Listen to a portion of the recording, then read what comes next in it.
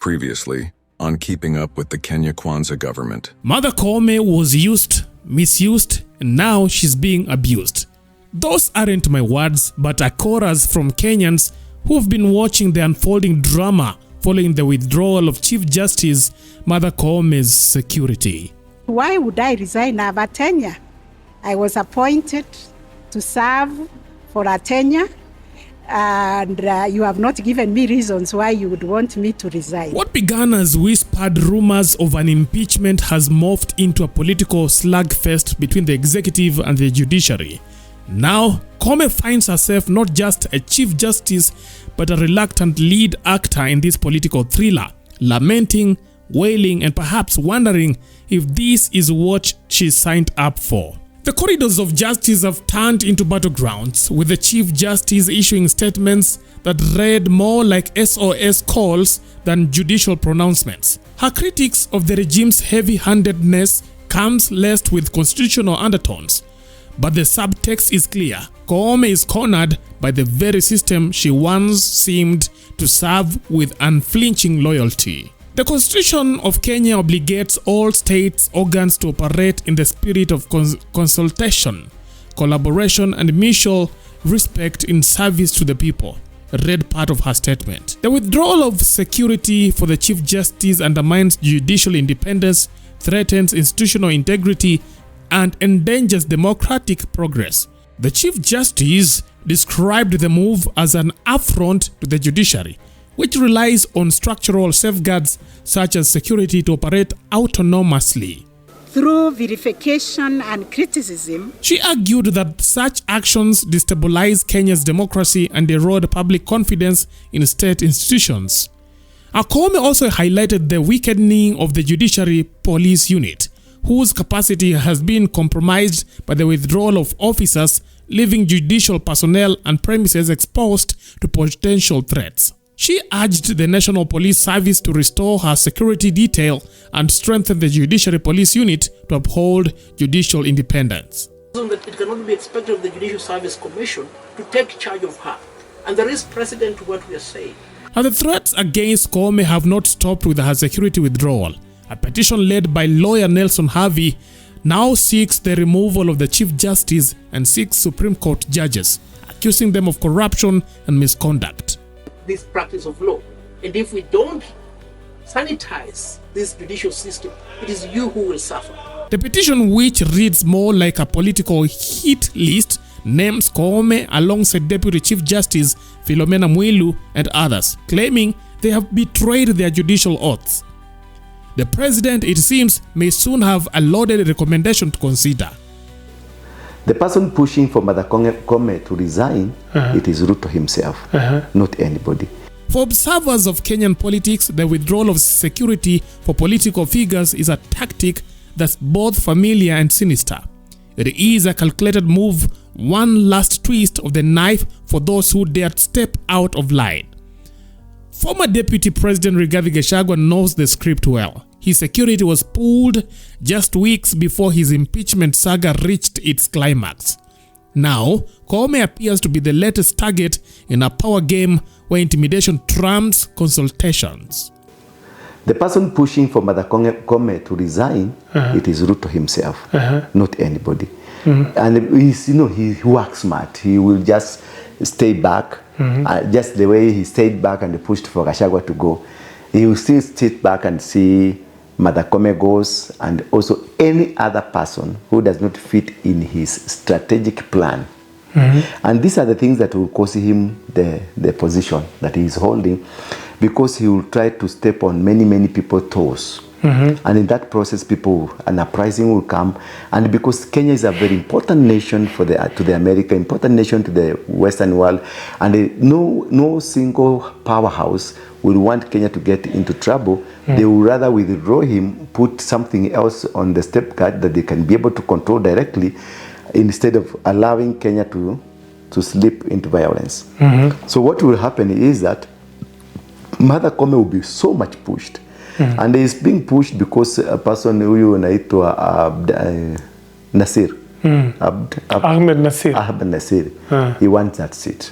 It is a Somali Muslim that's the Somali Muslims pushing for that agenda for him to become, just as you saw, I don't know whether you saw the lobbying that was behind the football leader. The Muslim gang together to make sure they take the seat. It is the portal, as I told you, there are four groups that are fighting for this nation. Whichever wins, the Muslims, the Agikoyos, the Christians, and the Freemasons. So it is about positioning. So that you see, this guy was really funded by them until he won it, he got it. Also in this Kanani, the CJ's office, these guys will fund Nasir.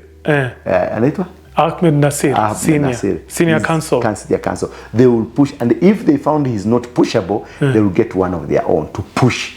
But the one thing they want to make sure that now Koome goes home, so that they can have, and this is a plan for Ruto to leak the election.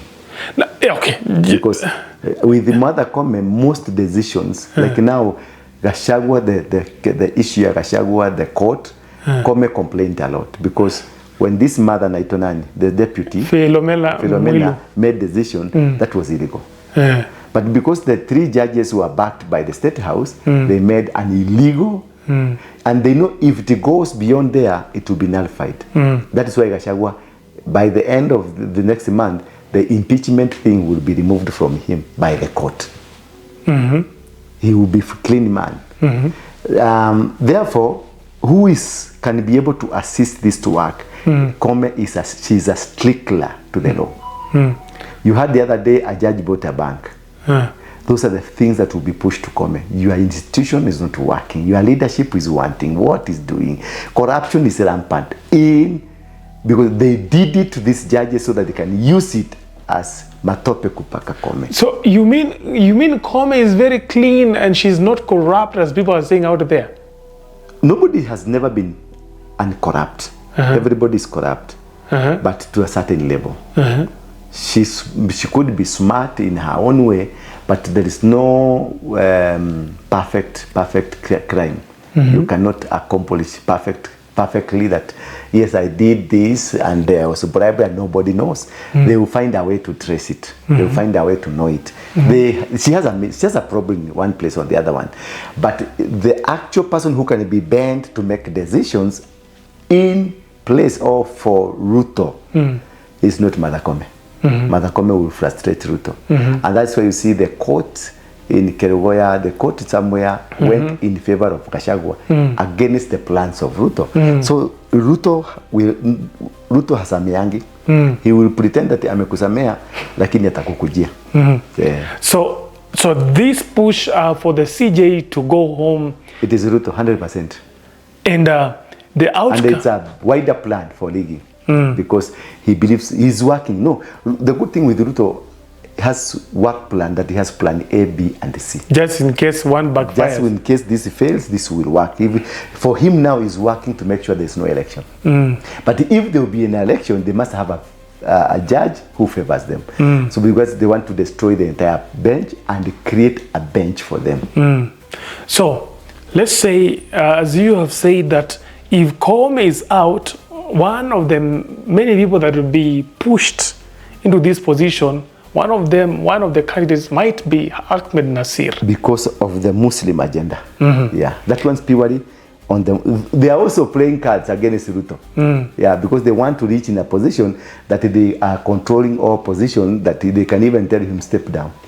So if this is a trick, need a card, wekelea yako na wekelea yangu, wekelea yako, because they see this is a president who is not capable of running, because Ruto is that man who operates by himself, for himself, in himself. He doesn't believe in the opinions of people. He believes in himself. So they know this is the greatest weakness. And that's where every person is working, because there is a loophole. A loophole is that this man does not depend on advisory council. He works for himself. So the Muslim will go and incite him, he will come and make the drastic decisions, and then he will say this is a man to be here, he will push for it, like how he's regretting why he did to whatever he did to Gachagua, because whatever he was being told, that's what he did. That's what he did, and he come to discover that he made a mistake. Because he was lied to. And who tells him all these things? No, even if today I get a position there and I meet him, I'll say this plug guy, huyu ndiye ametuharibia, huyu anafaa kufiinywa, huyu anafaa kubebwa, huyu anafaa kufichwa. That's what happened. He just calls. These are not the guys that will take time. During the Moi time, we used to go and take finyo, a lot of finyo to him. And he will just put you in one room. That's why my offices have so many rooms, because he will take you to one room and hide you. Now the person you had gone to Sengenya to him is called. Now he's asked, what about this guy? Then he will say all of your nonsense. Then he will call another one, because as you talk, other people will be mentioned. Then once he finished with you, he will now let you all come out. Then you you come out. You were saying about him was here. You were saying about this guy was here. And then he will be standing somewhere watching at how you are behaving. That guy was a very good man in terms of operating psychologically. Yeah, and just coming back to the issues of the Supreme Court judges and all that, if I'm so interested to know if Ahmed Nasir is capable of, he's not capable. Even he's not capable of handling anything in this country.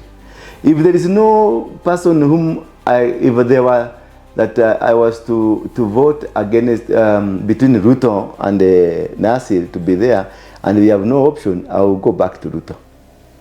That man is those people that will push an agenda because he believes he has the capacity, he has the money, he manipulates, he controls, he does anything, he will come to anywhere and they do anything. Unajua wale watu wanakuanga na kiburi. Wanaweza kupush and they know they can push for anything. Yeah, that's the kind of people. But I believe he's very competent. He is actually the one who brought, can I call him the whistleblower? He brought the issue of jurispesa, of how the judges and how money is transacted within courts.